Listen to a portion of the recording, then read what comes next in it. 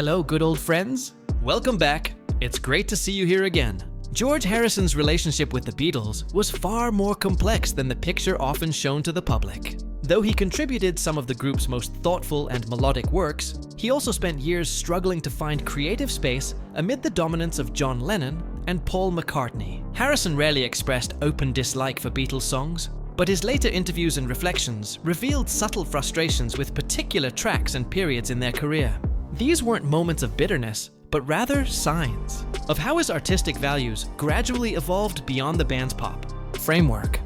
There were 5 Beatles songs that George Harrison secretly disliked, tracks that revealed a side of his musical identity often hidden behind the band's harmonious image. Number 5, Only a Northern Song, 1969.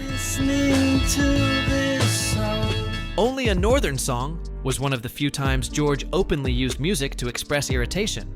Recorded during the Sgt. Pepper's Lonely Hearts Club Band sessions, the track was meant as a tongue-in-cheek statement about the band's publishing structure.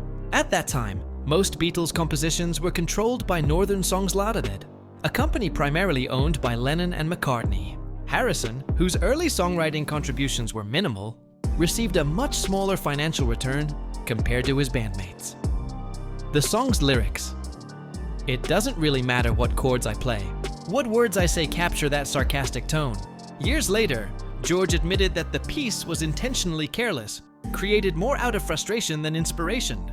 He described it as a kind of joke, pointing out that the song didn't even need to make sense since he wouldn't benefit much from it anyway. The music itself feels intentionally disjointed, echoing his cynicism about a system that undervalued him. For Harrison, Only a Northern Song represented both defiance and resignation. It wasn't the melody he disliked, it was what it stood for. He had reached a point where he questioned whether contributing more Beatles songs was even worth the effort, knowing the rewards and recognition would go elsewhere. Number 4, Tell Me What You See, 1965. Let me take your heart. By the time Help was being recorded, George was increasingly dissatisfied with the band's songwriting formula. Now tell me what you see.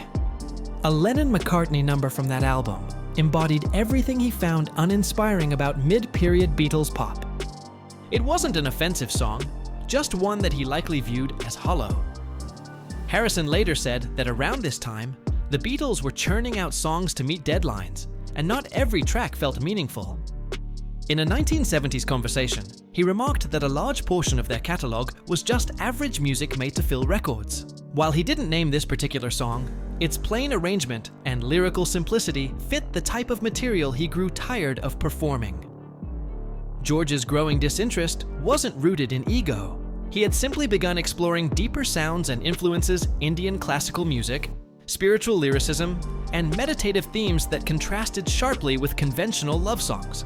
When a track like Tell Me What You See came up, it must have felt like a creative step backward. Number 3, Run for Your Life, 1965. John Lennon himself later dismissed Run for Your Life as one of his worst songs. And it's not hard to imagine George sharing that sentiment. The closing track on Rubber Soul features an unsettling possessiveness in its lyrics. I'd rather see you dead, little girl, than to be with another man. During this period, George was undergoing a quiet but powerful transformation. He had started reading spiritual texts, experimenting with Indian instruments, and thinking deeply about morality and consciousness. Songs with negative or aggressive undertones didn't align with his worldview. Although he never directly criticized Run for Your Life in public, George often spoke about feeling detached from material that lacked sincerity or kindness. He once said that music should reflect a higher purpose or emotion rather than reinforce jealousy or anger. Run for Your Life, with its darker tone and dated attitude, likely stood as a reminder of a past he no longer related to. Number 2, 8 Days a Week, 1964. When 8 Days a Week was released, it became one of the Beatles' signature early hits, a cheerful anthem built around a catchy phrase. Yet, for George, that kind of pop success had diminishing appeal. He later described much of the band's early material as too simple, saying that many songs were written for commercial reasons rather than artistic curiosity. By 1964, Beatlemania had turned the group into a global brand, and their creative freedom was increasingly constrained by constant touring and production schedules. George felt the pressure to perform songs he had grown tired of, numbers that no longer reflected where he wanted to go musically. In later interviews, he admitted that many of those early compositions felt naive, and he didn't always enjoy playing them once the novelty had faded. 8 days a week epitomized that fatigue. It was bright and charming, but to George it might have sounded repetitive, built for mass appeal rather than genuine expression. The song's success did little to ease his feeling that the Beatles becoming a machine one that ran on endless recording, sessions and predictable love songs. Number 1, Hey Jude, 1968. Perhaps the most complex of all is Hey Jude. George didn't dislike the song itself, but he had lingering frustration about how it was recorded. During the session, he tried adding a guitar fill between Paul McCartney's vocal lines, only to have Paul reject the idea. McCartney wanted the song's emotional pacing to remain uncluttered, but to George, the decision symbolized a larger issue: the lack of creative equality within the band. This wasn't an isolated event. Throughout the late 1960s, Harrison repeatedly found his ideas dismissed or overruled by Lennon and McCartney, who continued to dominate the studio. The tension reached a point where George briefly walked out during the Let It Be sessions, exasperated by what he described as too much ego and not enough music. When he later reflected on Hey Jude, it represented more than a single disagreement. It illustrated how restricted he had felt as a musician in a band that had once inspired him. By then, his songwriting had matured to include pieces like Something and Here Comes the Sun, songs that balanced emotion with musicianship.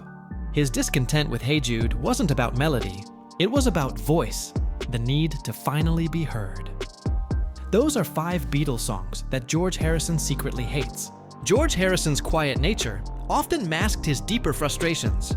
He wasn't the type to lash out publicly, but through his words and his later work, a clear picture emerged. He was a thoughtful artist, caught inside a pop phenomenon that sometimes undervalued his contributions.